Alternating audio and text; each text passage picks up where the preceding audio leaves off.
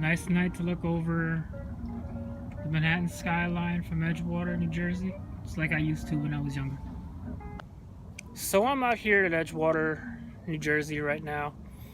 I just wanted to take some time to do some thinking while overlooking the Manhattan skyline right now. It's a beautiful day. It's a beautiful night, really. It's about a nice brisk, like 60. It's gonna get down later. It's probably gonna go down a little lower. It's gonna get colder, but I'm good right now. It's got a jacket and a hoodie anyway. New York Mets, New York Mets. Anyway, um, yeah, I saw recently. I think it was I think today, early this morning. I saw a video that from Omar Isuf. It's about 5 months ago. It's called. I saw one of his YouTube videos called "Death and Lifting," or I mean, I don't know if I'm screwing up the title, but it was something that I really, I'm glad I saw. It kind of just gave me perspective, and it really does make you think about why I'm doing what I'm doing. Like in the video, they're including Omar. Three other lifters were there: Silent Mike, Lou from Barbell Brigade, and Sarah Park, another strong dude from Barbell Brigade. And it was really interesting to see, another side of them as people. And it's cool because we see the videos like Omar mentions in the video. It's like you see these guys and they're really, happy-go-lucky people, and it's always very cheerful, very energetic. Like the most positive guys in the room. Those are four of them, basically at the gym. And then you never know really what's going on. If there's a story behind why they're here doing what they're doing. So it's pretty interesting to see that, and hearing their stories and listening to them speak on a different level, not just about technique for lifting, just about life in general. It's a big deal. It's a really cool thing to be able to see, like the human aspect of why we do the things that we do. I mean, I'm here right now just kind of contemplating life in general, really. It's been I guess, a thought-consuming day, or a week for that matter. Uh, Going through the treatments and the daily struggles hasn't really been very easy. Good thing is I'm off this chemo, one type of chemo for now, but I'm on another one also in concurrence with this. The side effects are like not the thing I'm really worried about because I know they'll be what they are. I don't know. It's just it just got me thinking about thinking in general about mortality, really, and like what and like there's a large level of uncertainty that comes with this situation. Like I'm only a small speck in this grand scheme of the world, and I mean not even just the world, but in the universe, really. It's just one small part, a very, very tiny, minuscule part in a place that's just what it is. But it's cool. It's cool to know that at least I'm part of it, something, I guess, bigger. But back to the mortality aspect, really. Like this hasn't been easy. This has been a very difficult ordeal for me this time around, and I'm just out here thinking like,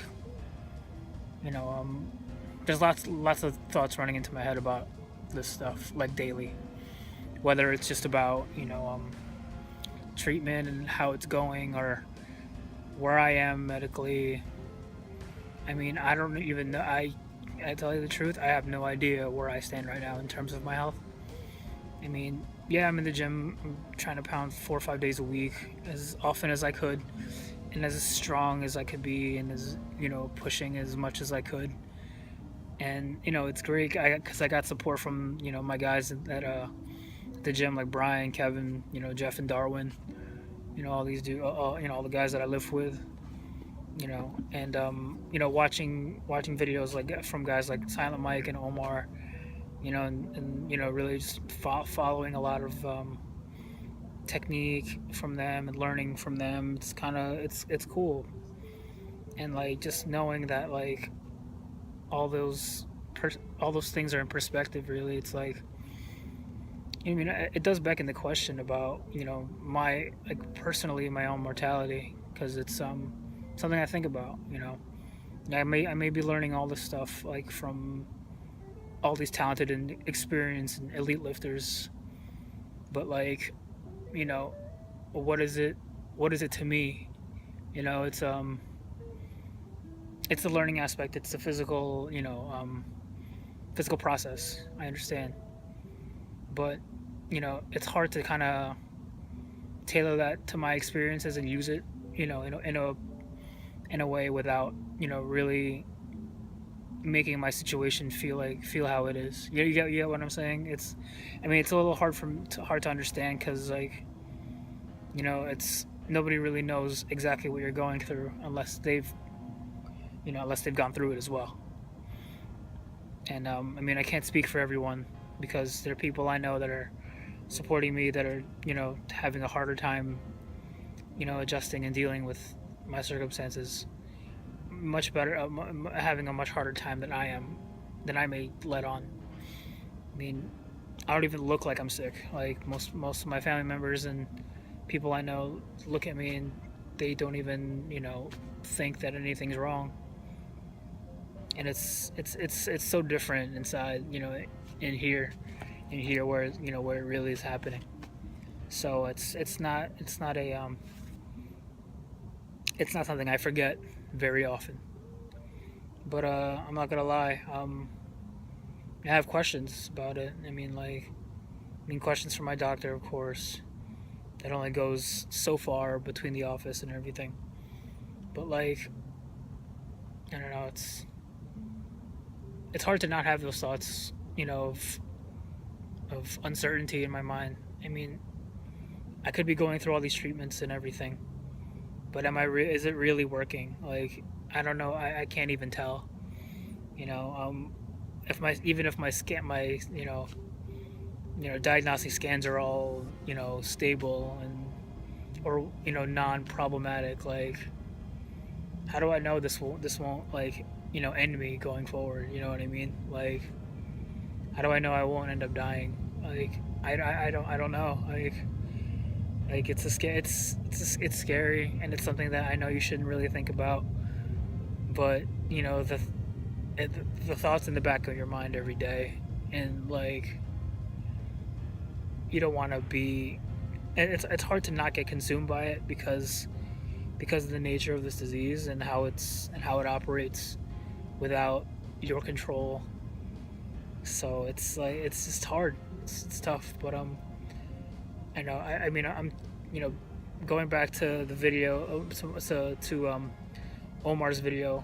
It really just comes down to surrounding yourself with people like that understand your story and know, like, and are willing to support you regardless of what is going on with you, like the guys that I have in my gym.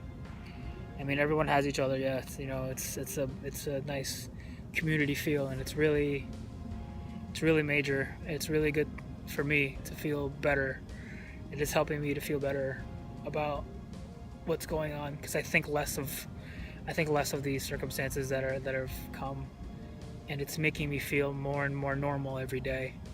Just going to the gym in general and lifting what I did lift, even if they're not big weights or huge numbers.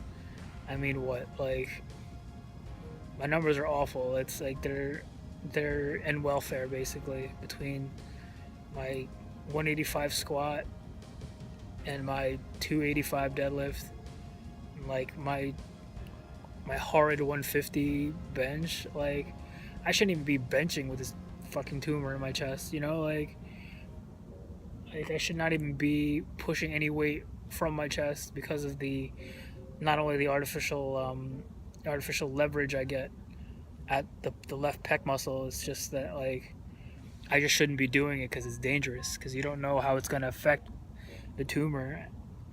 And in all honesty, I really don't give a fuck. Like, you know, I want to get strong for me. Like, this is why I'm here. That's why I'm doing this.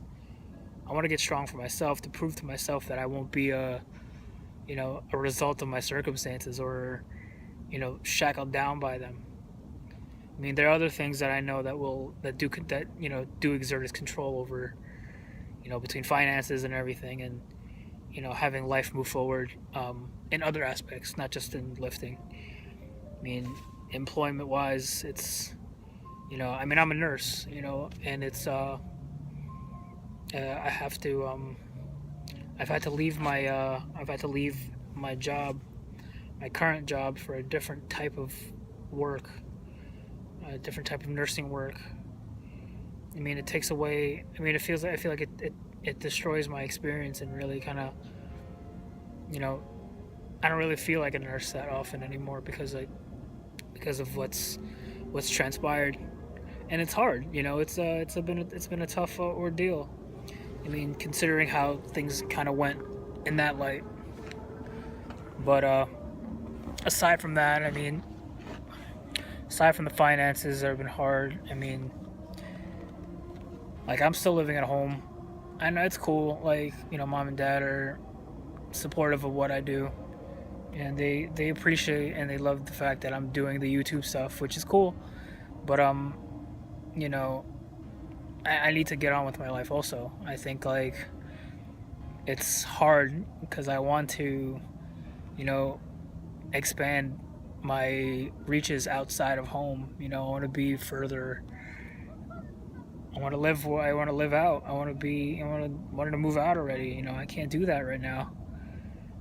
Like, there's some things I know I want done. I mean, and even if people don't understand why it's taking so long, or losing patience with me, it's the truth. I mean, you can't run away from that.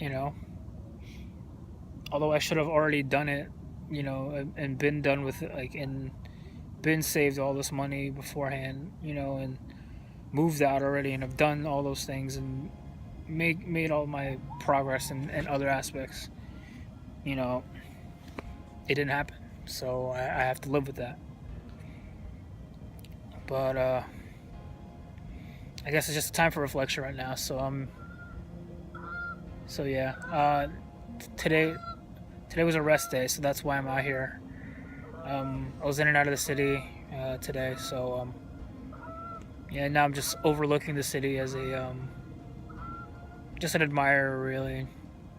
It's just to really internalize everything right now. So yeah. But I don't know. I mean, I really have nothing else to say, because I don't know what else to say right now.